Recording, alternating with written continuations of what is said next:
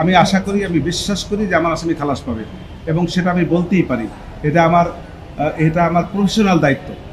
গত লাস্ট অকেশনে, তারিখটা আমার মনে নাই, আমি একটি প্রেস ব্রিফিংয়ে বলেছিলাম যে আপনাদের প্রশ্নের আলোকে বলেছিলাম, প্রশ্নের আলোকে না, আমি লার্নেড কোর্টে কিছু বক্তব্য দিয়েছি। সেই বক্তব্যটাকে ব্যাডলি কিছু সোশ্যাল মিডিয়ার কিছু লোকেরা ব্যাডলি উপস্থাপন করেছে, যেটাকে সেই ব্যাডলি উপস্থাপন করাটাকে আমি নিন্দা জানাই।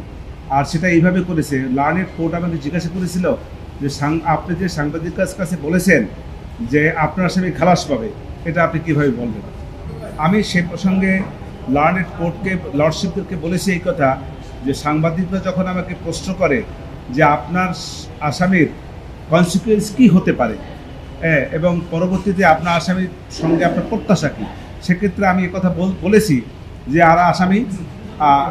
আমি আশা করি, আমি বিশ্বাস করি যে আমার আসামি খালাস পাবে এবং সেটা আমি বলতেই পারি। এটা আমার প্রফেশনাল দায়িত্ব। সেইখান থেকে সেই কথাটাকে বলেছি আমি। তখন আরও একটি কথা বলেছি যে লার্নেড কোর্টে আরেকটা কথা বলেছি যে লার্নেড কোর্টে যদি আমি বলি যে আমার আসামি খালাস পাবে না, সেটা কি সঠিক হবে? সেটাকে আমি বলতে পারি।